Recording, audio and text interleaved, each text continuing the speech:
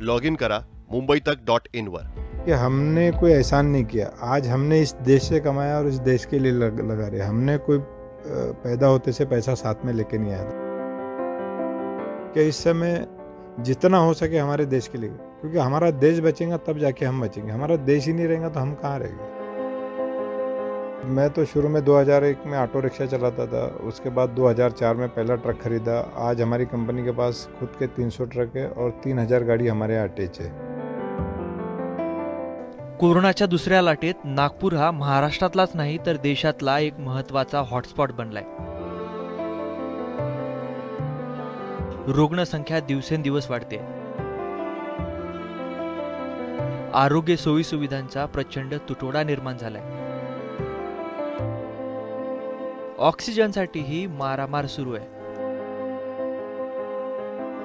अशा सगळ्या नकारात्मक परिस्थितीतच स्वतः गरिबीची झळ सोसलेले प्यारे खान नागपूरकरांसाठी कोरोनाच्या या संकटात एखाद्या देवदूतासारखं धावून आलेत। प्यारे खान यांनी ऑक्सिजनसाठी नागपूरच्या प्रशासनाला तब्बल 1 कोटी रुपयाचं दान दिलंय। प्यारे खान केवळ प्रशासनाला पैसे दान करूनच थांबले नाही, तर भारतभर असलेल्या आपल्या ट्रान्सपोर्ट नेटवर्कच्या माध्यमातून त्यांनी ऑक्सिजनचा पुरवठा सुरळीत होईल यासाठी पाठपुरावाही केला। 10 दिवसातच त्यांनी तब्बल 25 टँकरच्या माध्यमातून जवळपास 400 मेट्रिक टन ऑक्सिजनचा पुरवठा नागपुरातील सरकारी आणि खासगी रुग्णालयांना उपलब्ध करून दिला। देशाच्या कानाकोपऱ्यातून भिलाई, विशाखापट्टणम, बेल्लारी येथून नागपूरसाठी ऑक्सिजन मिळवला। यामुळे नागपूर आणि परिसरातील शेकडो रुग्णांना जीवनदान मिळाले। कुछ लोगों ने मुझसे 4 गुना पैसे लिया, तो मैं उनको एक मैसेज देना चाहता हूँ कि ये समय हमारे लिए पैसे कमाने का नहीं है। अगर हम चाहे तो हम देश हित में हमें सबको ही मिलके काम करना चाहिए। अगर हम सोचेंगे कि ये समय हम पैसा कमाएंगे तो ये हमारे देश के साथ गद्दारी होगी। वाढती मागणी बघून काहींनी प्यारे खान यांच्याकडून वारेमाप पैसे वसूल केले, पण प्यारे खान मागे हटले नाहीत। आपलं समाजाप्रती, देशाप्रतीचं कर्तव्य पूर्ण करण्यासाठीच आपण हे काम करत असल्याचं ते प्रांजळपणे सांगतात।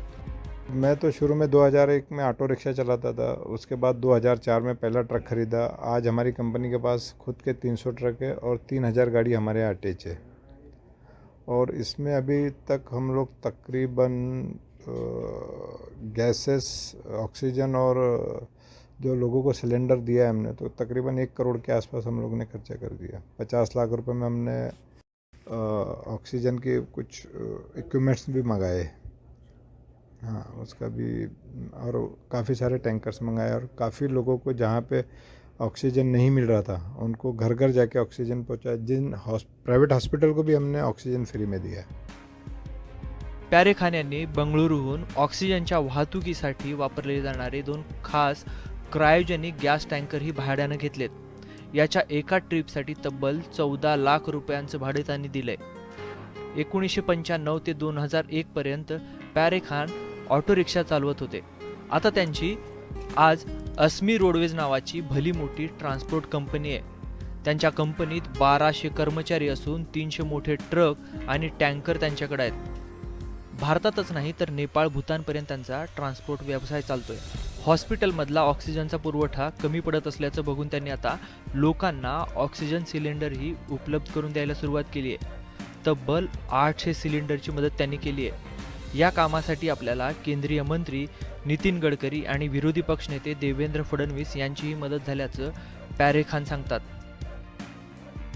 संदेश यही देना चाहूँगा कि देखिए, हमने कोई एहसान नहीं किया, आज हमने इस देश से कमाया और इस देश के लिए लगा रहे। हमने कोई पैदा होते से पैसा साथ में लेके नहीं आया था। मेरा तो अगर आप जर्नी यूट्यूब पे सर्च करोगे तो मैं एक बहुत छोटे परिवार से आता हूँ, तो पैसा तो इसी देश से कमाया। तो मैंने अपने देश के साथ कोई एहसान नहीं किया, ये मेरा फ़र्ज़ था।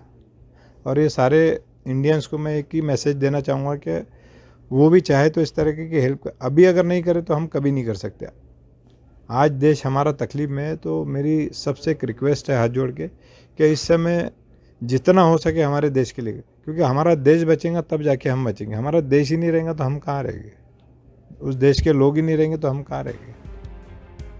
IIM अहमदाबाद सारख्या जगविख्यात व्यवस्थापन संस्थेसोबतच अनेक संस्थांनी त्यांना सन्मानित केले। सामाजिक बांधिलकीची जिती जागती कहाणी बनलेल्या प्यारेखान्यांना मुंबई तकचाही सलाम.